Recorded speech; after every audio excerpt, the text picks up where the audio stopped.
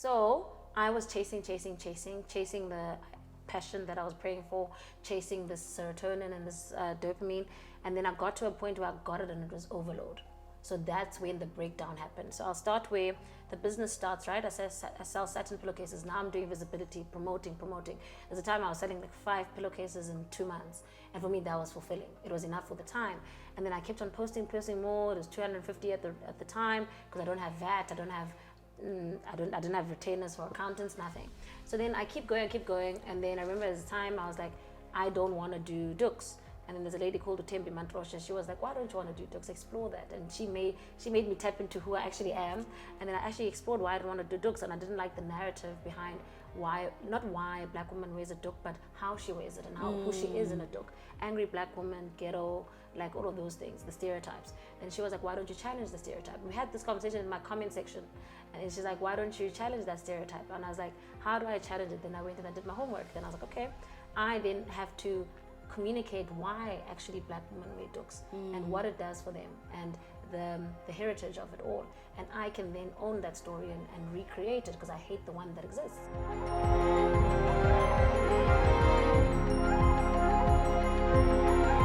Hello everyone and welcome to another episode of Working Smart and Living Well. I got someone to sit with me that all of you have been asking to actually join us on the couch.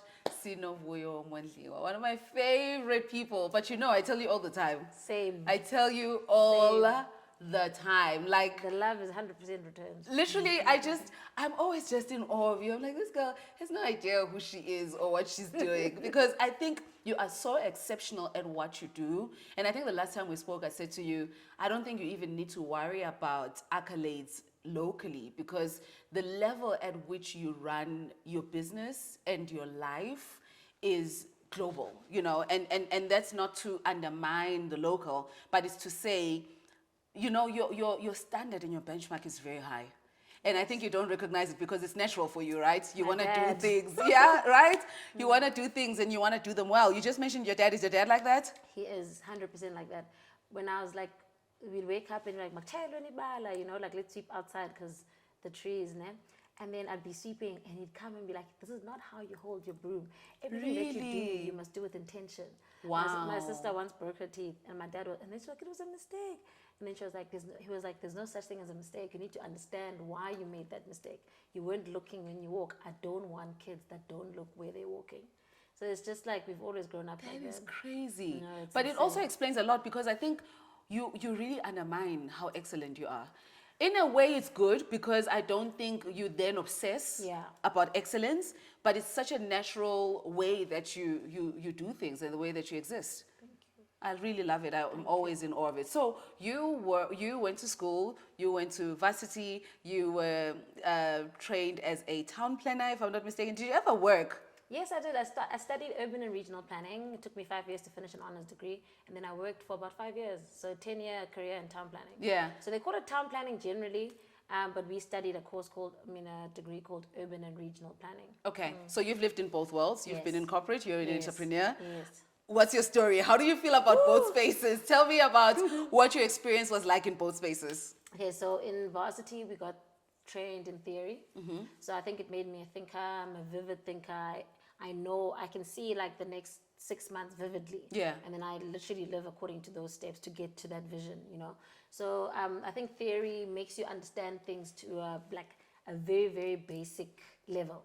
Like when I read a textbook and I read a scholarly book, I get a different experience from like conversations or like a storybook, because I feel like in those books or like in conversations, people assume that you understand the concepts. Yeah. But with books, they actually explain it to you so basically that you can actually build yourself from what you've read. So I feel like with what I studied at school, it geared me up for the entrepreneurial world. So I, like everything I do, if I don't understand the genesis of it, I can't go forward because I can't create the vivid. You get frustrated. Yes, I get frustrated. I can't, and it gives me anxiety. So for example, when I learned how to drive, they'd say clutch balance, and because I couldn't visualize it, I couldn't do it. Like I do it, but I mean, it was just guessing.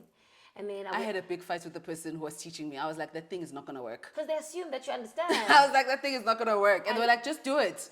And I was They say, oh, just do it. okay. And I was like, also they assume that guys, their parents like teach them from when they were younger. Like with Yeah. us, we weren't taught how to drive before driving school. With me, the girls mostly. So I changed driving schools, and I went to a driving school that starts in like a class situation. So they explained to me Really? how a car engine works, and like when you press the clutch, what happens, what releases. They show videos of like when you press a clutch. Listen, when I drove, I passed like because I could like sort of visually imagine. Yes. So like my life is like that. So then I started working. I was like my boss's favorite. Like when I left, he cried. Like I remember he'd say in the office, "Why can't all of you be like Sino?" Because I literally joined and like he'd do a lot of things, and then we just have to finish it off. And I can't work like that. So I was like, I want to start it from its genesis, like I said, and finish it off. So I went from doing the quote for the client, I'd go to the client's house and have coffee with them or whatever, have a glass of wine. I'm very confident. So I know, like, I'm not going to be scared to have a glass of wine with the client. So, and then we'd go on to going to site to do the assessment of the site. And then I'd draw up like a plan of how we're going to do it. Like, for example, we did old age home. Yeah. So I'd check the plans. I help find. So I used my own. So I'd Google and find my own. Because as a town planner, you do a turnkey. So you find different professionals, like a person who does the geotech, someone who does environmental study, someone who does a civil engineer. So all the people that are needed to make a development happen. So I'd like then find my own, create relationships with all of them, and then put them in the turnkey, and then finish it. It would take 2 years for a project or however long to get the rights on the land. So I think he appreciated the fact that I wanted to start things from scratch throughout, and he didn't need, I didn't need micromanagement. Yes. But then I wanted not to be micromanaged, but I did it for myself. He didn't have to coerce me to go a step further. So I Yes. always just do more than what's necessary. Yeah. So after that, I left East London because I just felt like a small town was just too simple. And I wanted like the fast life, go to the Nike run and do like urban living, you know. And then I never found an opportunity like that again. All the opportunities that I had in Joburg were limiting because you tick a box in one big company. I worked for Old Mutual owned mall called The Zone. I'm sure you know it, in Rosebank. And I just dealt with leases and negotiating with tenants and all of that stuff. And I just felt like not negotiating, but like, executing the leases and all of that. And I just felt like I couldn't explore. Yeah. I was always limited. I was always hungry for more, and you just can't. And I also just looked at the trajectory, and I saw that all the fund managers were like 40, 50, 60 years old, and I was 24 at the time, or 25. Then I thought, okay, so 60 minus 25, how long is it going to take me to do something valuable? Yeah. Then I was like, I can't do this. And also, like, there were also the mall managers. They were also 50, 60, and I was like, okay, cool, there's no growth here. So then I had a nice opportunity. I feel like when you want something, God sort of conspires and the universe conspires for you to get it. So I remember I prayed and prayed and prayed for passion and a way forward. So I started working for a lady, and she coincidentally didn't pay my salary, or she'd always have excuses. Then I was like, okay, if this is not a sign, then I'll never get another way out. I was already doing content creation at the time, and I got a 1-year contract from Unilever, and then I was like, okay, cool. I remember. Oh, that's how it came. Yes. But let's go back a little bit. How did you get into content creation? Like, what sparked that for you? Okay, so actually this is the life intertwines, or it overlaps.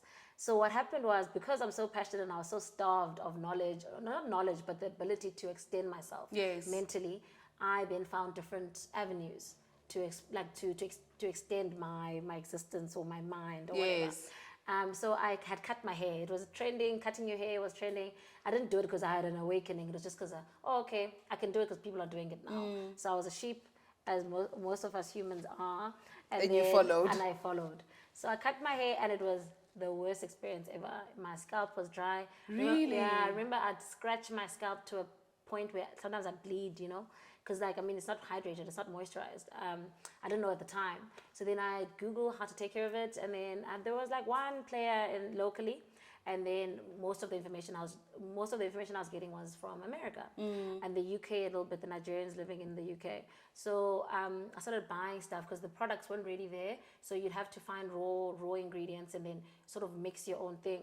But I remember even something that came full circle now when I was creating my own products, the ingredients wouldn't bind. So it's like you're mixing in your kitchen, but you're not getting what you need, but I guess it's better than nothing. So I was using coconut oil, I was using olive oil, I was using all these ingredients on my hair, and it just wasn't working. So I think now documenting that journey of trying to get to a point like where I'm happy with what my hair looks like. And also hair is so tied to our self-esteem. Yes. So I remember when I just cut it, I was still in East London at the previous job, and I'd wear a hat to work. Really? And then every time I'd be like, guys, I'm going to show you my hair. Like, it's hectic. And then I take it off. Yo, they just laugh. The guys at the office would just laugh. Like, No. like, it looks terrible, you know. And like, I wore the hat for 3 weeks because then I started growing some hair. And you know, length is always associated with beauty. So at least I had like half a centimeter. And then I started wearing out fully, like at 1.5 centimeters. And then even then I'd blow dry it because I didn't want the kink. Yeah. So I wanted to be, at least if it's blow dried, it looks straight, it looks familiar. And then that's when I moved to Joburg. Then in Joburg I wore wigs. And I remember I had a stage where I had dukes. Like not dukes, like I'm at, like, you know, like Turbans. when you go, it's a duke, but like, you know, when you go to an event, like mchato, Yeah. you wear like a big one. Yes. So I had like 10, I still have them, I don't wear them. Had like 10 of them, and people thought it was like a style thing, but I was literally hiding because I hated the hair. Wow. And I thought, what a you know, again, my mind will chase.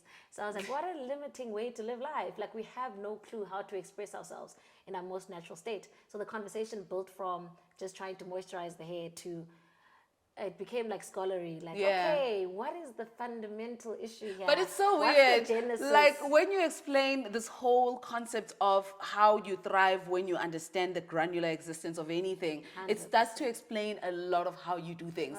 Because even how you did the YouTube thing, you're like, okay, because this is how I would get information, I'm going to give it to people this way. I'm going to explain the fundamentals. But also, I think what has been powerful, and I think I've told everyone who has spoken to me about starting a product that is in the hair space, because I'm the typical consumer who has no clue. And the reason I don't move is because I have no clue. So the minute you come to me and you tell me, cut your hair, do this, I'm like, then what's going to happen? Because I also need to understand to that, you know, and I think that's the reason. Fundamentally, in a way, entrepreneurship works for me because I get to explore things from the basic and then build it up. I couldn't be part of, and it's so funny because even in how I think about people that I work with, that's a blind spots, right? I think everyone functions like that, but there are people who just want to do what they need to do.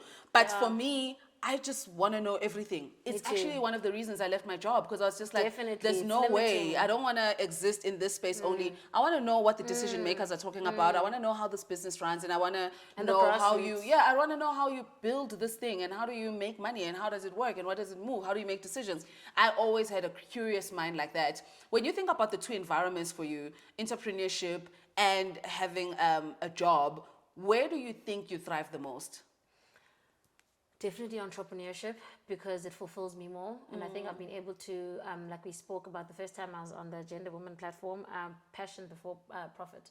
So I do understand that as for Nike, I mean, Adidas, Puma, I just recently found out the founder of Puma and the founder of Adidas are brothers. Yes. I do believe that. Did you post that? Yeah. Yeah, I saw it. I do believe that money comes from, money will be generated in families. Usually wealthy people are in the same families or close group of friends. Or even circles. Circles, yeah. Because you are the average of the 5 people you spend the most time with. True. So I do feel like, in actually touching to that, in entrepreneurship, I'm surrounded by people that invigorate me, people that get me thinking, people that stretch my mind. In the working space, I remember I used to get very exhausted because the people were doing bare minimum. And I remember I went on a site visit with a group. I usually would go with just my boss and we'd push each other. So now it got to a point where he was too busy. So I went with my colleagues and I'd always feel like the project wasn't executed to its ultimate level because they just wanted to, oh my gosh, let's go drink, or no, now it's time up, drive slower so that the project takes more time so that you don't have to do more. And I always felt unfulfilled when I came back. But with entrepreneurs, everyone's trying to, it's like, I know it's a hustling mentality, but everyone is trying to get more money. So the more money, but if you don't, it's have more passion like before we're all trying to find solutions. Yes, and I think that's fundamentally what you want to say. Yeah. We're always thinking about how do I find a solution for to this problem. No, And in definitely. entrepreneurship, there's a problem every day. Every day. Every single Every day, day. there's a problem. And I think there are people who just have the personality that where they like being challenged consistently. Consistently. And they are not pressed when they're challenged. In actual fact, they 100%. thrive when there's a 100%. challenge and figuring out how to solve that. What has entrepreneurship taught you about yourself? It's taught me that you never really know who you fully are. And I think obviously it's always developing. You always should be in pursuit of knowing who you are. But I mean, I'm completely different from who I was last year. Yeah. I'm completely different from the person from last year to the year before. And even collectively, those 2 years have, some things have gone are layers, some things are more compounded, some things are more complex. So I just think it makes me explore who I am more. And through exploring who I am more and more each day, I'm so expansive. I've got so many layers. I'm so intricate. And actually, black women's relationship with their hair is just as complex. It's just as intricate. So for me, those two elements then drive each other. Yeah. Because if I'm constantly hair presents challenges every day. Women's self-esteem tied to hair, black hair, and accepting it is so challenging that it gives me something new every day to explore. Yeah. So I feel like other elements, it could have been anything, right? Because I am a passionate person in general, but it had to be hair because it's so complex. I feel like other topics would have been more limiting. Obviously, I don't know, but I feel like hair is the perfect one for me because it also intertwines with my childhood. It intertwines with my sisters. I've got 5 sisters. We've always been doing each other's hair. So it just is a perfect match for who I am and where I come from and where I'm going, I feel. Yeah. Do you think you're living on your purpose? Definitely. I'm at peace. I can see it. Thank you. And it's such a thing. It's a thing that I prayed for. I remember sitting in my apartment in Randburg and I was so miserable. And I was like, I'm just floating. And I was like, God, please give me purpose. I remember eventually I decided, okay, it's probably going to be my kids because I've seen how parents, mother specifically.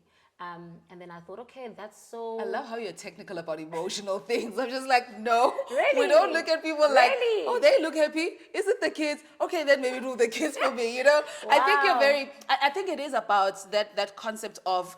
I think if you had to write a book, you would start with the content page and then write small notes under each of the topics before you actually start to expand on the story. Definitely. So I think it's that way of your mind working like that, where you're focused on what is the solution. Okay, so what's the experience? What is people doing and all of that? But I mean, of course, life happens very differently. And the beauty for me with entrepreneurship is it gives you both perspectives. Definitely. You understand how structure works, but there's so many emotions in definitely. entrepreneurship. So many emotions. So many emotions. Like I heard you say, you said something, and then you said we're constantly looking for solutions, and it sounds so good, but it can be so miserable. Yes. It can be the most miserable thing, and even after you're like, I'm glad it's done, but that's not always an elated feeling. Yes. So I think for me, there's a lot of downtime during the year. I get a lot more emotionally downtime than Peaks. than peaks, definitely. But I don't know. I don't think it's bad. Yes. I think it's positive downtime. Yes. There's a difference between being aimless and hopeless, like I was in my apartment in Randburg, and hard times that are purposeful. Yeah. Do you get what I'm saying? Absolutely. Yeah. So in my apartment in Randburg, I used to pray, I need passion, it probably could be kids. And I didn't know that God would give it to me through hair. Yeah. But like you said, I remember I heard you speaking, the clues are always there. Yeah. Yeah, but we're not in tune enough. So I think the more in tune with everything, I don't want to say universe, I feel like you sort of dumb down God's hand in it. So I feel like the hints are always there. I don't want to say you're not listening enough, because sometimes even if you listen, you will never see it. Yeah. So it's just a timing thing as Yeah. well. And it's all the things that interplay and intertwine. That you have to trust sometimes, even when it doesn't make sense. And you're just like, Faith. why am I doing this? You know, because I can imagine you're creating all these videos, and of course you're getting the adrenaline rush of maybe the views, right? Yes. It's the Not views even that the keep views, you the going, creating. and the creating, and the conversations, dopamine and is- exactly. And dopamine keeps us going. Like they say, if you're feeling down, or even like every day, your habits, wake up and open the curtains. Shower. Every time you open the curtains, you get dopamine. When you make your bed, you get dopamine. When you shower, apparently that's one of the great, and I know. Yes, you take a I bath know or it's shower, also- yes, you get so much dopamine. So I think maybe this sounds a bit negative, but I strive with dopamine. Dopamine keeps me going.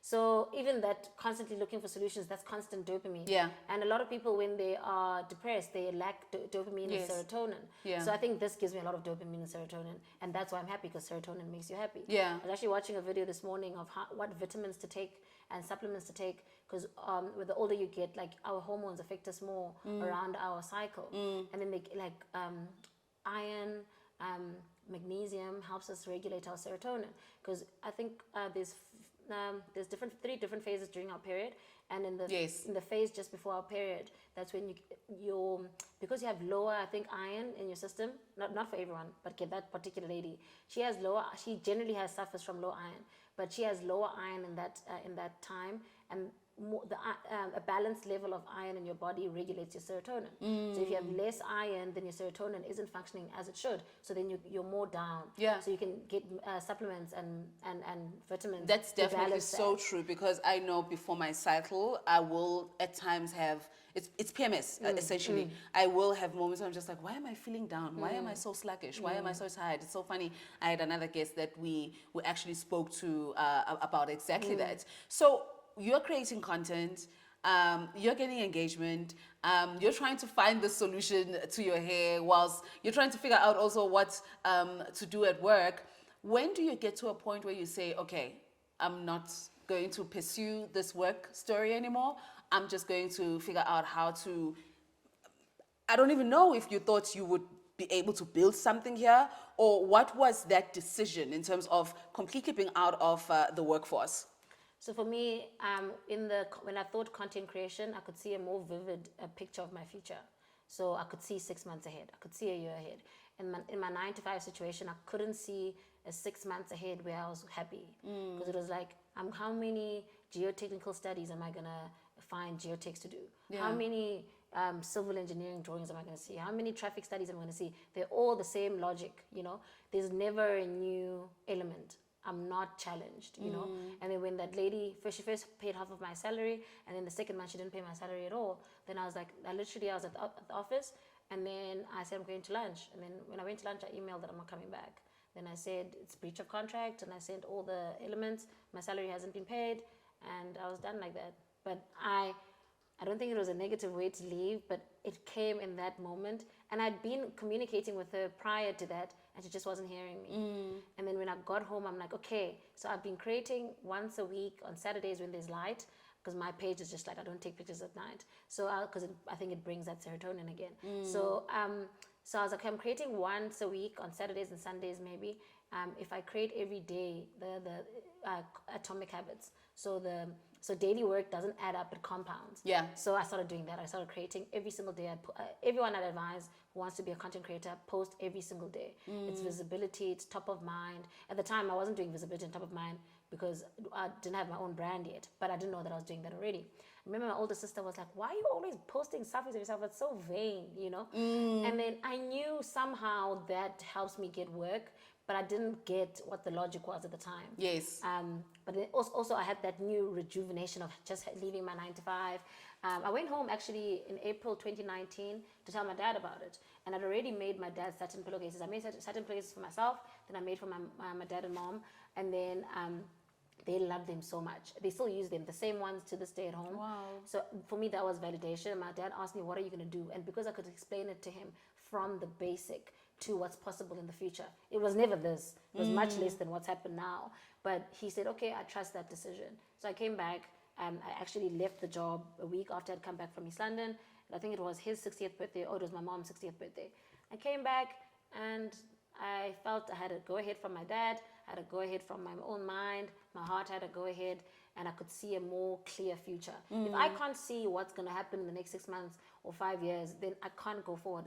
Then I get depressed and Yes, stuck. yes. Yeah. I don't want to use the word depression loosely, but I get very sad. Yeah. Yeah. I mean, even depression is a spectrum, right? And it's so important that we allow people the space to define their feelings within the spectrum. Of course, we understand there are extreme versions of depression, but there are mild versions of depression. Okay. And I think a lot of people struggle with that. You know, mental health is quite a big thing. I think almost everyone struggles with some level of anxiety, right? I think when you're just an adult navigating life, trying to figure out even basic things like just paying your bills and the anxiety that comes from, you know, not knowing where your next paycheck is going to come from. If you're a content creator or you're on social media or you're an entrepreneur that's at the early stages of entrepreneurship, that is a real conversation. That's a reality for a lot of people. I know you spoke a little bit to me about those phases of downtime, or depression and how they shaped how you run your business. I thought that was extremely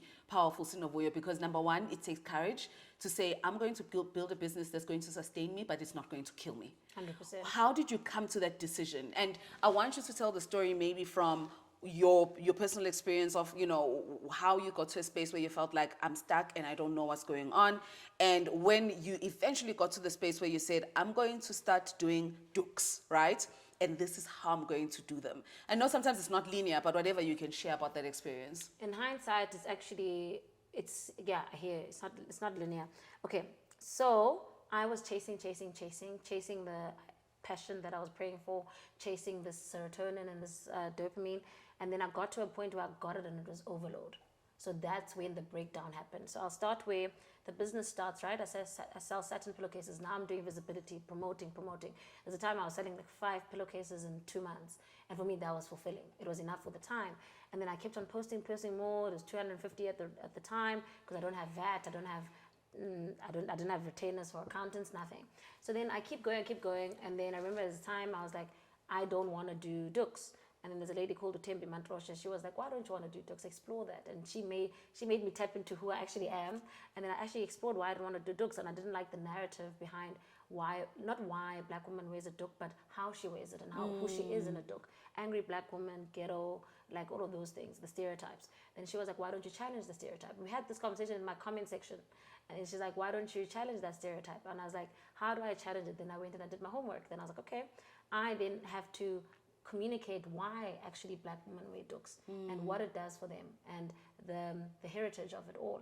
And I can then own that story and recreate it because I hate the one that exists. Yeah. And then I did it. And then I thought about, okay, how do I change this narrative? So I was like, okay, we modernize dukes. We create material that we want to see that's visually stimulating and aesthetic. My design, I see a lot of people copying my design and they don't even know why it was done like that. They don't know what the reason behind each centimeter or why is there a flap and all of that. So anyway, the duk was me coming out of a naive mindset, and Utembike really pushed me to explore that.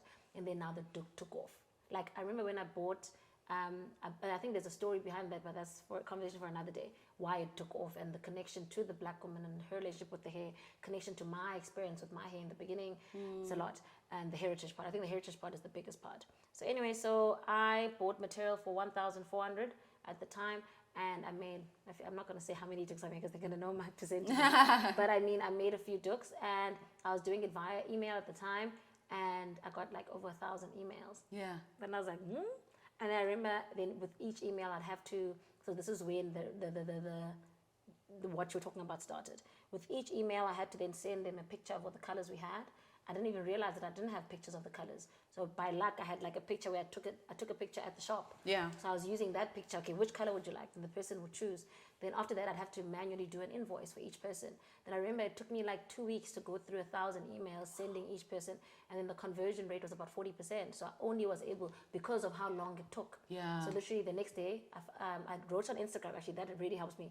Guys, I can't process these things. I'm sad, I'm depressed. It was 4 a.m. I'm still doing this thing. I don't even know how to work Excel. And I know in my CVs I'd say excellent in Excel. I forgot. You're not doing it every day. You're not Yes, gonna you remember. forget. I didn't know how to create formulas. I remember a friend of mine, Umati, I went to a place and she created formulas for me because she was using Excel at work. And then she created formulas to help me process these orders better. And then eventually, after I'd satisfied that 40%, I was like, okay, no, I need better solutions. So a lady named Usihle on Instagram said you need a website. And she already had a website, but I don't know when you don't know what you're even looking for, you don't know what to pick up. Yeah. So asking questions helps there because you get answered for a thing that's obviously there, but you're not picking it up. Yeah. So then she told me to start a website. So I started using a website, South African local website. Literally created it that night. The next day it was running. So I announced, guys, no more emails, please order here. And then when I was fulfilling the orders, literally there'd be like a wheel, they call it a wheel of death. Yes. So like it just goes. Yes. And then I thought, okay, so if I'm packing 1,000 orders, right? Maybe at the time 400, 4,000 man, 40% of 1,000, whatever. 400 orders. If it takes me 5 minutes to fulfill each order, it's going to take me 4 weeks to deliver to each client. Okay, so now I have to lessen the amount of time that I take to fulfill an order. So I Googled, my partner told me at the time, the fastest website built for entrepreneurs like you guys is Shopify. Yes. So then that's when I joined Shopify, and the fulfillment times reduced. So that's when I started getting really, I didn't even know what it was. I remember my partner said, so that was the first year. Amazing. So so a product has a 10-year span. The first year you get your highest profit before year 5 because you don't have expenses. So your only expense is buying the material. You take your profit, the demand is already higher by the time you've done the first profit run. So let's say it takes you a day to turn over the profit. So that profit already, the second day your demand is higher because people have seen more on Instagram. Yeah. So then you buy using all your profit to acquire more material. People always think that you're making profit so you're going to save, but you're not stocking up the same as last time. Yes. So that's why they never understand why entrepreneurs never have a lot of money. Well, it's different for everyone. For me, Yes. it was like that. So then I started doing this thing. So I was still all over the place, trying to figure out each day. And in the second year, my partner was like, okay, you've enjoyed yourself. You've had a lot of profit because there was no expenses, but now you need systems, and systems cost money. So he was like, you need a bookkeeper, you need an accountant, you need someone to pack orders, you need people that can help you run, and tech that can help you run. So the second year of the product lifecycle, or just the whole thing, I concentrated on building systems. So when I started building the systems, I understood why businesses fail. So without systems, you cannot create a 20-year sustainable business. Systems include, main system is, for us in South Africa, SARS. In America, it's the IRS or whatever it is. I'm not too clued up. But I realized, okay, he had monthly reports. And I remember seeing this thing. I'm like, oh my, he always knew what was happening in his business. I never understood. I thought he was just so smart. You know? And then the one time we're sitting at the table, we're both working, and I see this beautiful document that tells him how much money he spent, what went out, what came in, what are the different sources of revenue. I was like, why don't you do this for me? It's like, I can't do it. You need a professional, and you need to pay for it. Yeah. I was like, I need to pay for it? What do you mean? And then he's like, yeah, just contact my accountant. So I sent him, so I sent him an email. I was like, I don't know what's going on in my business. And if all the money that comes in, I go buy stock. And sometimes I get tired. I'm like, I'm so tired of spending on the business. Let me spend on myself. Yes. But I have no clue what's happening. And if you have no clue what's happening, like we said, there's a lot of confusion and sadness and depression that comes from not knowing. Yes. You don't know what's happening with your future. You don't know how to take care of your hair. It's frustrating. You don't know what's happening in your relationship. It's all around. You don't know how to take care of your plant, and it's dying, and you don't know what to do. So knowing what you're doing and what's happening in your business helps you grow your business. So I remember I had a meeting with him, and he had to, I couldn't believe it. It cost me $144,000 to fix and make my business make sense. Yeah. So when I was in my 9 to 5, I did my own taxes, right? So I started my business. Luckily, it had only been a year, so he didn't have too much to fix. But because of the high revenue that had come in and when I released the books, it takes time to go through the line items. Yes. Right? So it was going to take time for them. And I think we don't appreciate professionalism. Also, we don't appreciate how much time it takes for that professional to process things. So for example, if I'm charging like now $349 for a book, people are like, yo, so expensive. They don't get that 15% of that goes to VAT. And then after that, after I declare my profits, 28% of that goes to tax. Yep. And then obviously it's your declared profit and all of that. But I didn't get those things at the time. At the time, I was just going. So he said, okay, so already you qualified for VAT. So we also have to register for VAT. So it was a lot. So they did all that streamlining. Then eventually I got my first monthly management account. I almost I had not existential, but like an outer body experience. I was like, wow, I'm so confused, but this has just cleared my confusion. Yeah, and it helps you make better decisions, right? It helps you make better decisions around where you need to be focusing your energy, what you need to be thinking about, how to run your business, right? I always say in the most basic terms, financial documents help you make decisions. 100%. Literally, even your own personal budget 100% helps you make decisions. But when you're doing your own budget, you don't even understand half of the time what you're doing. So I used to put all the income that I made and how much I was spending, but I didn't know what the car, I didn't know what the mechanics were. Yes. Why am I doing it? What information is it feeding? Fast forward, so I started doing that process. It takes about a year. It took me about a year just to get in tune with the cycles, the monthly cycle, the quarterly cycle, the provisional half year. tax. Yes. All of this, VAT every 2 months. Yes. My gosh. I remember my partner's mom sent me a link to a group on Facebook called Eastern Cape entrepreneurs under 30 or under 40 or something. And then they said over 90 or 95% of black businesses fail because of tax and SARS in general. And I was like, It's a lot of money. I get why. It's a lot of money. I get it, but you know why it took me so long? I'd ask my friends and I'd ask like random people, I don't even know where. I think I once posted on Twitter that, oh my God, like this is so stressful. And the one guy said, why is it so stressful? It's so simple. And it's, at the time, and then the one person, and the other person would say so much, and I'd be like, am I dumb? Why does this not make sense? Yeah. Then when I finally spoke to the professionals, I realized no one knows.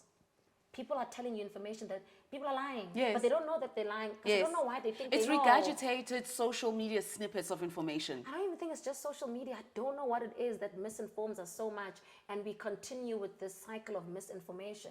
So I remember, like recently, someone said, they said they make so much, and then they were like, but you don't need to, then I was complaining about VAT and the cycles of VAT, and then he was like, but you don't need to do that. Then I realized, oh, he lied, and he's just like, because I know, like, you know what I'm saying? So at the time, I was just acquiring professional information. Yeah. Before, it was just the process. But so take me a back. process that's not guided by knowledge. Yeah. Take me back to how you make the decision to go from content creation to creating your first product.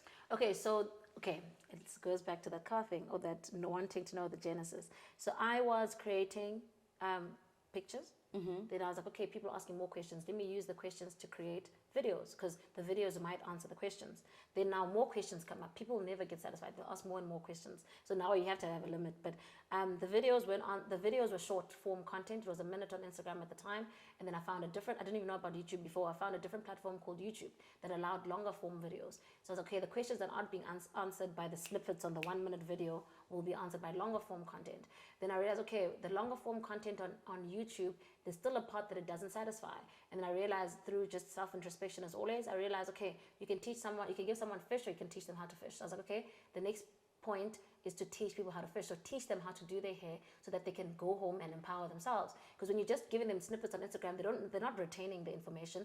They're watching you for entertainment, and they're only retaining, let's say, I can't even give it a percentage, a little bit at a time. So they need to watch 20 videos before they grasp one aspect. So grasping hairline and traction alopecia will take you 20 videos, or grasping how to wash the hair and the fact that scalp is more important than just washing the hair will take another 20 videos. So I'll create forever. Yeah. So I'll get finished, like I'll be consumed forever. So then I started doing masterclasses, bless you, started doing masterclasses where then I wouldn't teach, I was the median or the middleman. Then I'd hire professionals that knew, not hire, but I'd ask professionals to help. And then we'd host at their salons, and then they'd get sales for their products or whatever, people, returning customers. So we'd show them how to take care of hair. So that's how the masterclasses started. And then I got gifted with satin pillowcases. And then I realized, I didn't use them for a long time. Then eventually I started, but it was just at the point of not knowing. I was just using it. I didn't Google it, nothing. I didn't research. And then I realized, geez, I wake up, like wasn't instant. Like after like a month, I was like, why is my hair so moisturized? And then like much better than before. I thought maybe it's my products that I'm using, but like, I've been using these products forever. Yeah. But they weren't making this much of a difference before. And then through that introspection, I realized, geez, this thing, when I wake up, I don't have lines on my face. My face is not dry. But then the pillowcases were so cheap looking, and like they were slipping off the pillow. Then I was like, okay, I'm going to make the best version of this thing. And that's the one thing that transformed my hair journey the most. It basically, when you sleep on a satin pillowcase, you wake up with 50% less to do, because your moisture from yesterday is retained in your hair. Yeah. So I was like, okay, cool, I'm going to make amazing ones. Like, not like that, but like, for example, I made the flap inside longer so that the pillow doesn't slip out. People buy a meter of satin for 30 Rand. I was spending over 100 Rand for a meter because it's better quality. It's imported satin. So then from the best place in the world that makes the best satin. And then I made for my dad. And when my dad is a quality person, he dresses well. Like so if he gives approval, he's not my target market, but he's my target feeling. So if he's satisfied, I want to elevate people's experiences like that. Yeah. So then that's how the satin pillowcase came about. So that's why it doesn't have design protection or anything. It's not an original idea. So my only original idea has been the hair ties. The hair ties also come from that logic of when you tie your hair, your natural hair, it snips because of the stocking. So it's like, okay, how do we protect the hair? We line the hair tie with satin. And everyone's hair ties were scrunchies. So I created open-ended ones because our natural hair isn't small. So it allows that freedom. Yeah. And then even through people commenting and saying they're too short, I've now made them longer. So the constant feedback, Instagram has been so important for me because that's where I get my research. So as a person who's done a thesis, like you said, I'm like, if I were to write a book, I'd write it the same way I wrote my thesis. So you have a note under each research point, and literally they have an introduction, then they have a chapter. Chapter 2 is just your research. Yeah. And you don't change it, you transcribe. And then chapter 3 is your interpretation of everything, and then you conclude. Then there's a conclusion. So that's how I work my life. It's whatever.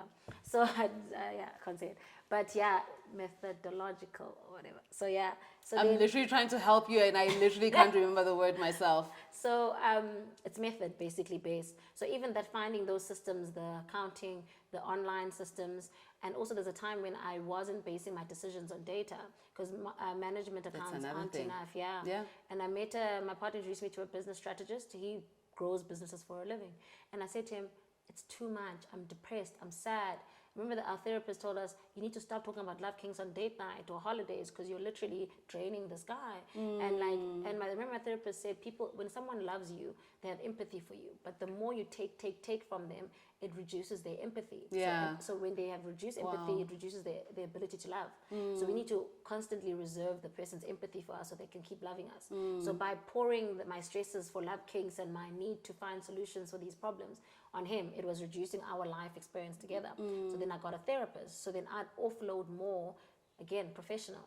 I'd offload more from the therapist, and he'd actually give me solutions. Because with my partner, he doesn't have a solution for every problem. So he'd be like, "I'm sorry, babe, that it's so hard." He can only empathize. Yes. And then also friends. I lost a lot of friends through that as well, because I was always talking about this thing. I was obsessed with this thing.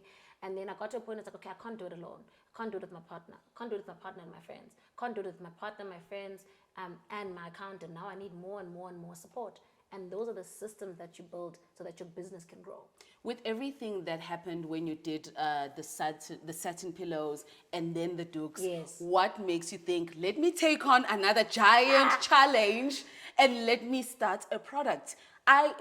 Starting a product line, of course, I have the kind of access and maturity and experience that makes it something that I can kind of think, oh, this is where you start, this is where you go. But for someone who's just sitting at home, like, where do you even start to think about the possibility of creating a product? Not only that, an amazing product. Literally every single review I have seen. I actually wanted you to bring for me because someone wanted them, but I'm going to buy them for this person so that you can send to them. Because someone posted on Instagram saying, where can I get a hair product that's going to solve my hair problems and whatever? And literally in my head, it's always Love Kinks, because I know the commitment that you've made. I've heard the story of everything that you've gone through, the people who've told you this and that, but also the exploration that you went through to create this product. What in your head thought this was a great idea after everything you've been through? So I've always thought of it, but not in the sense of I'll do it. I would just think of it, this product sucks. This product is amazing. This person is so smart for creating this product. What in this product ingredient list makes this product great?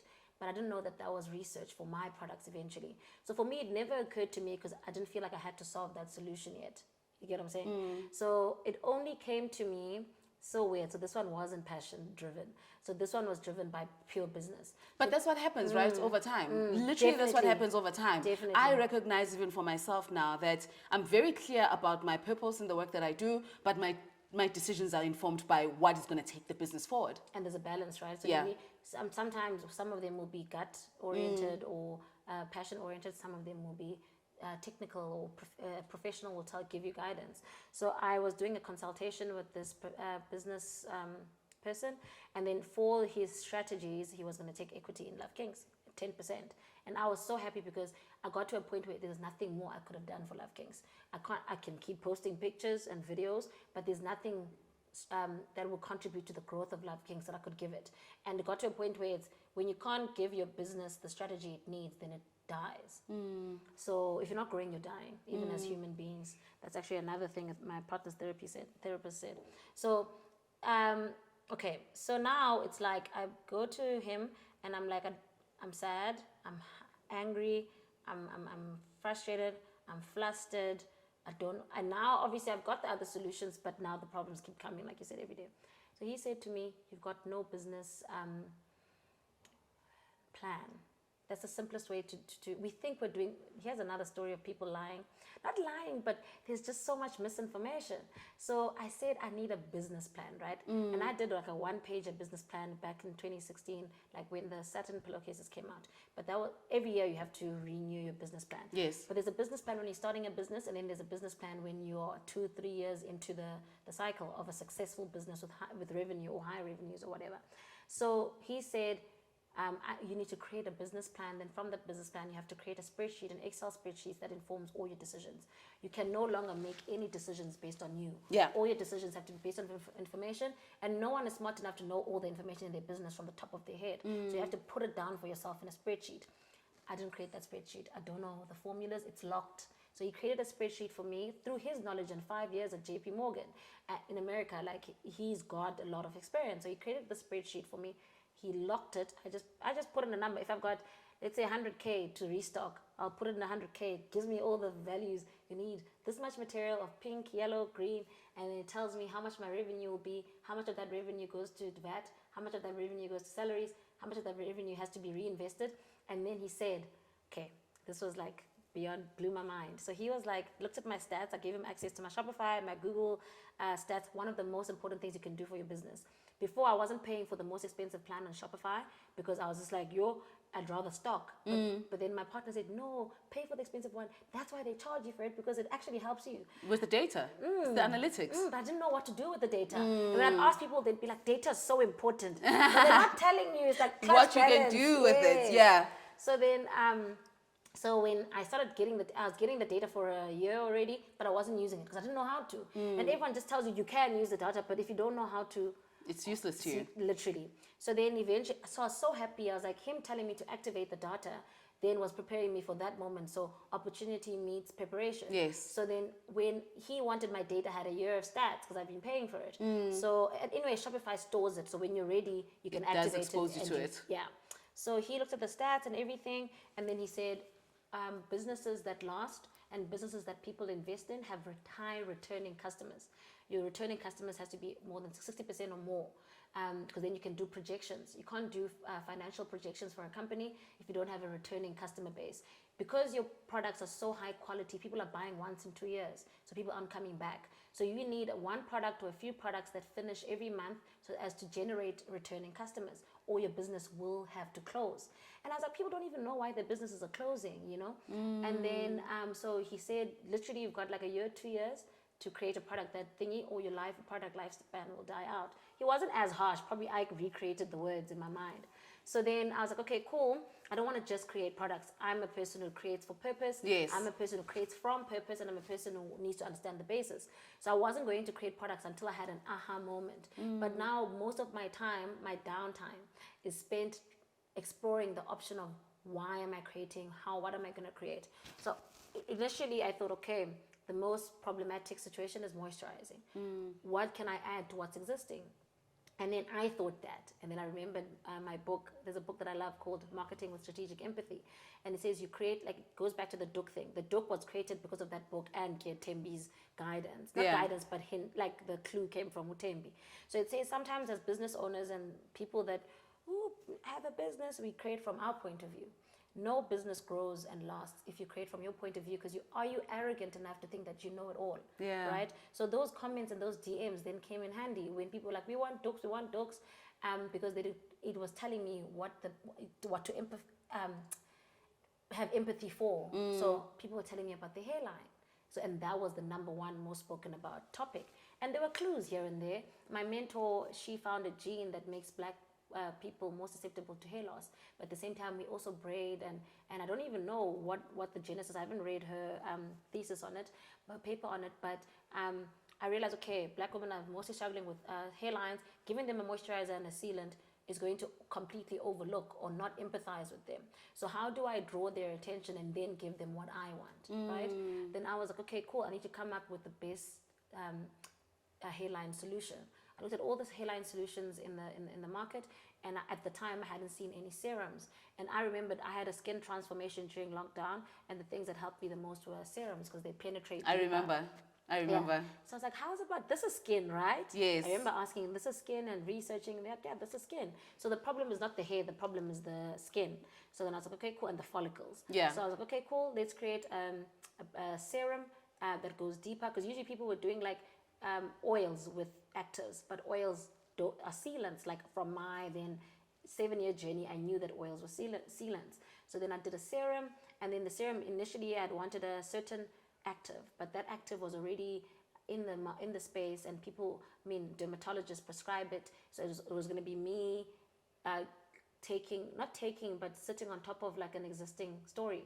And then for the first time, I had the opportunity to create my own story, educate about my own thing. So I decided to choose 2 actives, Capilia longa and Bicouple, that are not like known. And that also gave me content creation opportunity. Yeah. Because how do you create for something that's already out there? You're going to copy paste, but with your thing, you have to actually think from scratch. And educate. Yeah, obviously it's not my thing. They trademarked and patented formulas, but then I added it to my formula. So the hairline serum has been the winning product that's going to finish every month, but people are going to come back because it's working for them. Yeah. Not just going to come back J. So when I had that aha moment about that product, that's when I knew I can create products. Before it was always like, these products suck, these ones are great. It was never me, I can create a product. Yeah. So it came from that initial nudging from the business strategist, and then then me finding the right way to approach creating products, which was the highest problematic area in black women's relationship with the hair, which is the hairline. It affects their self-esteem the most. And you find that a lot of women are dependent on weaves, or I was dependent on braids for a long time, and the dooks, because my hairline was also bad at the time. No one believes me, but I've posted the pictures and they still don't believe me. But my hairline was affected by the braiding all the time. We don't understand how the loop closes. The loop closes because you think you're choosing a certain thing, but the choice is actually being made by something else. And I stopped mentioning weaves and relaxed hair and braids. Okay, braids I can still mention because those are still seen as ethnic, but I don't mention things that people will think that I'm judging them because they're not natural. Yeah. Because that was also another information point on Twitter. If you're a person known for natural hair, if you mention weaves in even the tiniest bit negative light, you'll be seen as judgmental. You think you're better just because not everyone wants natural hair. Also, our hair is nice under our weaves. Who do you think you are? And then they overlook the purity and the genuineness the message. of and obviously my delivery is not always the best, but I never knew. I thought I'm so sure that I'm such a pure person. I didn't know that delivery, I need to convince people online that I'm great. Like, it's so interesting that you mentioned that, because one of my guests actually said something about heart people and how you walk into a space with good intentions, and having good intentions does not always mean that they will be received in a good way. You know, I absolutely, you know how much I enjoy talking to you, because I'm literally exactly like you. I'm always trying to solve problems. I'm always trying to figure out, how do you build a business that's sustainable? How do you build a business that outlives you? You know, what does a gender woman look like 100 years from now? What do we need to be thinking about? How do we need to be thinking? You're more hectic than it's always 100 years. stimulating. It's always stimulating, because, you know, it's so funny. I came across a paper or a report that spoke about how the Chinese do business and how they never start a business just for survival. For them, their business integrity is closely linked to legacy. Once they attach their name to something like that, they have to really commit to seeing how it lives beyond that. So for me, because I've done business, I've dabbled in business for a very long time, in starting Agenda Woman, of course, it was very purpose-driven, it still is. But when I go into my strategic brain, I always challenge myself, what does this business look like? Can this be a legacy business? If we have this problem right now and we know that it's going to take a very long time to solve it, how am I building this business to outlive me? And I remember reading about Jack Ma and how every meeting is recorded at Alibaba. Every single meeting room. Can you imagine that level of intentionality? Every single meeting room has a video, because they want to be able to look back at those videos, look at that data, understand how those decisions are made, and everything is stored to exist beyond the current reign. So the reason I get so stimulated when I speak to you is because you speak a similar language around doing business right. But beyond that, you are not obsessive. You know, you are very passionate but not obsessive, and people can mistake passion with obsession. You are very intentional about your downtime, and I found that for me was, you know, if I had to marry you, it would be like, okay, she's super ambitious, she's gonna get stuff done, but I'm gonna get time with her as well. If I had to think of you as someone who I would have been choosing as a partner, that's something that just appeals to me. You know, people who understand the importance of working smart and living well. And you are the epitome of that in how you live your life and how you run your business. But I wanna understand, with everything that happens in your downtime, and even when you are maybe in these peaks, what rituals have you cultivated to ground yourself? So funny, I'll tell you a joke. My sister always says, "Ooh, rest queen," like you're the rest queen. And then, so there is like sort of a group. I think the group that was raised by the baby boomers, which is you guys. Yeah, I think, yes. yeah. We're the millennials. Yeah, so you guys are anti-rest, kind of, because I don't know, you're the elder sisters, the elder brothers. My brother gave me pocket money throughout my varsity, so if he was when he was resting, then I wouldn't get pocket money, so they can't rest. Yeah. So for us, because I never had to, I gave back to my parents, but not as much as they had to. Remember my sister telling me she had to sacrifice travel because she had to give back to my parents. I went to Thailand first year of working, so I come from a different generation. And yeah, it's not often understood, but I think the positive side of it is that I understand that I'm a thinker and I'm an introvert, right? So if I spend too much of my time with people, I get drained. And then when I'm drained, I'm unable to think. Therefore, for me to think, I need to preserve self and I need to be at rest. I read a book by Oprah and a child psychologist, and I think that's the book that this came from. But humans are meant to be at rest. We're supposed to preserve energy. But the world that we're living in now, we're constantly having to make survival decisions. So it's like flight or fight. So back in the day when, obviously I wasn't there, but this is my naive thinking of it. So hunting season, right?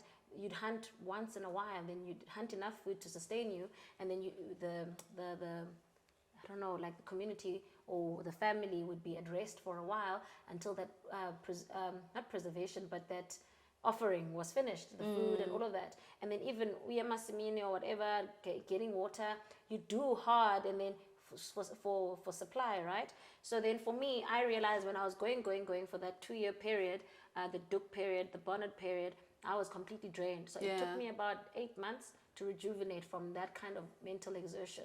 So if you're, like I remember in the book, they say, do you know why you get so tired from a day at the airport? It's not just steps. It's because from the time you leave your house, going to the airport, flying, getting to the place where you're going to, you're constantly making decisions. And your mind gets tired from the flight or fight. Yeah. You know, not flight or fight. Remember, I forgot I think it's 3 words that you keep choosing. So for me, my downtime, I'm not making any flight or fight decisions. I'm not making any survival decisions. I lay on my couch and that's when my mind works best. Yeah. So I've got like periods where I'm thinking it's downtime, and then when I'm in my active time, it's action.